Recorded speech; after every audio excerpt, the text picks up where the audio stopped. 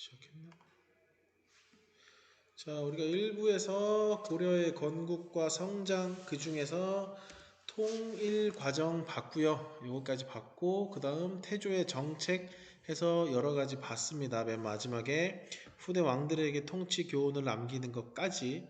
아마 소리가 조금 울릴 수도, 아까는 방송반에서 방송실 안에서 수업을 했는데 지금은 거기 안에 사정이 생겨서 못하고 너희 3반 교실로 왔다.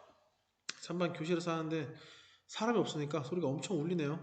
근데 뭐 듣는데 이상하지는 않을 거예요. 자, 그래서 1번, 2번까지 끝났고 나머지 3, 4번 봐야 합니다. 3, 4번은 이 뒷장에 이어서 할게요. 자, 3번. 태조 다음에 해종과 정종이 있는데요. 이제 그 사람들은 크게 역할을 하지 못해요. 물론 뭐 그 사람들에 대해서 설명을 이어서 하자면 또 충분히 할 수 있겠지만 교과서에 등장하지 않기 때문에 자, 3번은 태조 다음 광종이라는 왕의 정책에 대해서 한번 알아보겠습니다. 자, 광종의 첫 번째 업적은 무엇이냐? 이때 태조가 이 호족을 우대하고 견제하는 장치들을 통해서 내 편으로도 만들고 적으로 세워서 물리치려고도 하고 열심히 해봤어. 근데 옛날보다 많이 줄기는 했는데 아직까지 호족들이 왕권을 위협하는 경우가 간혹가다 있는 거야. 그래서 광종이 완전히 칼을 뽑아 들어요. 나는 아빠처럼 뭐 당근 채찍 같이 안 쓴다. 나는 오로지 뭘로만 때린다. 그냥 채찍으로만 때린다 라는 마인드예요. 그래서 광종의 첫 번째 정책은 공신, 이 나라를 세우는데 힘을 쓴 공신이라고 하죠. 이 나라를 세우는데 힘을 쓴 사람들을, 이 공신들과 호족들을, 특히 왕의 어떤 이 역할에 대해서 굉장히 불만을 갖거나 하는 공신과 호족들을 완전히 숙청해 버립니다. 완전히 숙청해 버리고요. 이걸 숙청한 다음에 야, 앞으로 모든 신하들은 내가 정해준 옷을 입고 이 옷을 입은 뒤에 이 옷으로 자기 신분 표시를 해 라고 해서 마치 옛날 백제 고위왕이 관등을 지정하고 공복을 입은 것처럼 이 광종도 신하들에게 입힐 공복을 제정을 합니다. 이 옷만 입어도 누가 초록색이고 누가 파란색이고 누가 빨간색이냐고에 따라서 그 사람들의 등급이 정해지는, 훨씬 더 통제하기가 쉬워지겠죠. 자, 공신과 호족 세력을 숙청하고 공복을 제정한 다음에 광종이 해야 할 일은, 아직까지도 호족들의 잔당들이 남아있어. 이 잔당들을 물리치고 싶은 거야. 그래서 이 정책을 하죠. 요건 내가 빨강색으로 쓸게. 진짜 잘 나오거든. 노비 안검 법이라는 정책을 실시합니다. 이거는 뭐냐? 호족들이 가지고 있는 노비들 중에서 억울하게 노비가 된 사람들이 있어요. 이렇게 설명할게요. 불법적으로 노비가 된 사람들을, 야, 너 왜 노비 됐어? 아, 저는 원래 대대로 노비라. 아, 그래? 그럼 넌 패스. 자, 넌 왜 노비가 됐어? 아, 저는 돈을 못 갚아서. 야, 돈을 못 갚았으면 돈을 갚으면 되지 왜 노비가 돼? 야, 넌 다시 양인으로 해방 해서 불법적으로 노비가 된 사람들을 전부 다 해방시켜버려요. 해방이란 뜻은 다시 양인으로 신분을 올려준다는 뜻이죠. 이게 왜 호족을 약화시키게 만들었냐? 첫 번째, 호족들이 노비를 가지고 할 수 있었던 일은 매우 많아요. 이 사람들에게 무기를 지어주면 자기들이 군사로 쓸 수도 있고요. 이 사람들이 바치는 곡물로 마치 본인이 세금을 받아 먹으면서 자기 곳간을 채울 수도 있겠지. 그래서 이 노비들, 불법 노비들을 호족들에게서 빼앗아 감으로써 호족 세력이 가지고 있던 무엇 두 개를 약화시킨다? 재정도 약화시킬 수 있고요. 호족들이 혹시나 하는 마음에 키울 수 있는 군사도 약화시키죠. 그리고 또 다른 장점, 이 노비가 양인이 되면은 그때부터 이 양인들은 나라에 뭘 바칠 수 있을까? 세금을 바치겠죠. 그럼 당연히 나라에 내는 세금이 늘면서 세금을 확보할 수 있겠죠. 왜? 노비는 세금을 내지 않는 사람들이니까. 노비가 세금을 안 내다가 양인이 되어서 세금을 내면은 나라의 입장에서는 곳간의 쌀이 늘겠죠. 자, 그리고 당연히 노비를 양인으로 바꿔줬으니 민심도 내 편으로 만들 수 있겠지. 이거는 굉장히 똑똑한 정책입니다.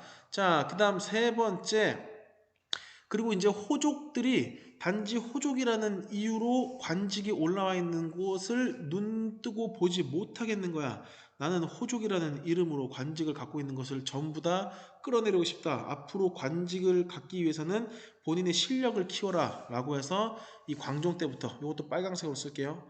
과거제라는 것을 실시합니다. 우리가 알고 있는 그 과거 시험, 그게 우리나라 역사에서 광종 때 최초로 실시됩니다. 목적은 뻔하죠. 뭐에 따른? 실력에 따른 관리 선발. 뭐 겉뜻은 실력에 따른 관리 선발이겠지만 속뜻은 누구를 계속 짓누르고 있는 거야?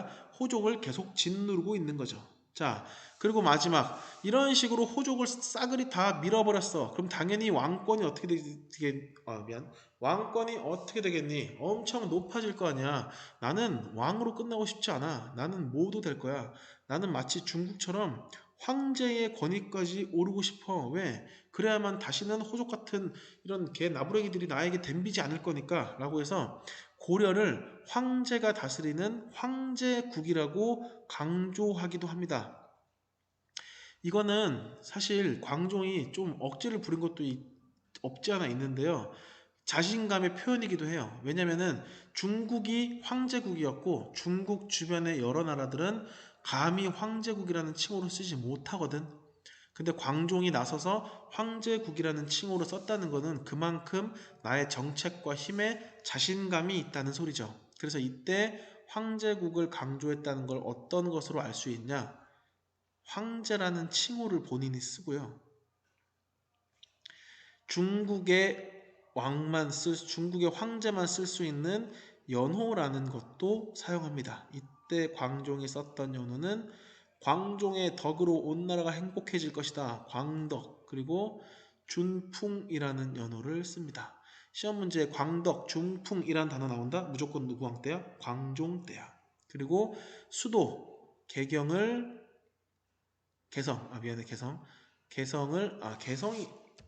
개경 미안할 게 아니지. 개경이죠. 똑같은 곳인데 오늘날 이름은 개성, 이 당시엔 개경이죠. 개경을 황제가 사는 수도, 두 글자 황도라고 부르기도 합니다. 먹는 거 아니야? 자, 여기까지가 광종의 정책 4가지입니다. 반드시 알아두시고요. 자, 그럼 마지막 4번, 광종 이후에 성종이라는 왕은 또 어떤 정책을 펼쳤는가? 요거 보시면은 여러분들 오늘 했어야 하는 수업은 다 끝납니다. 자, 우리가 지금 순서를 보면 태조 때 나라의 기틀을 잡았고요. 그리고 광종 때 이 왕권을 위협하는 호족들을 싸그리 짓밟아 버렸고, 이제 이 성종 때 드디어 고려라는 나라를 사실상 완성시키거든. 그래서 이 나라를 완성시켰다는 의미에서 이룰 성자를 왕 이름으로 딴 거예요. 이룰 성, 만들 성. 그래서 성종이거든. 고려에도 성종이 있고 조선에도 성종이 있는데 두 성종의 공통점은 나라의 체제를 완성시킨 왕이라는 점입니다. 보통 나라의 시스템, 체제를 완성시킨 왕들에게 성종이라는 표현을 씁니다.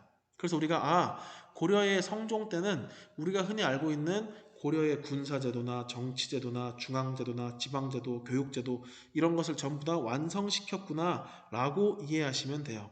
그렇다면 이 국가의 다양한 기구나 정책이나 어떤 체제에 대해서 완성을 시킨 그 사상적 기반이 무엇일까? 얘기했죠.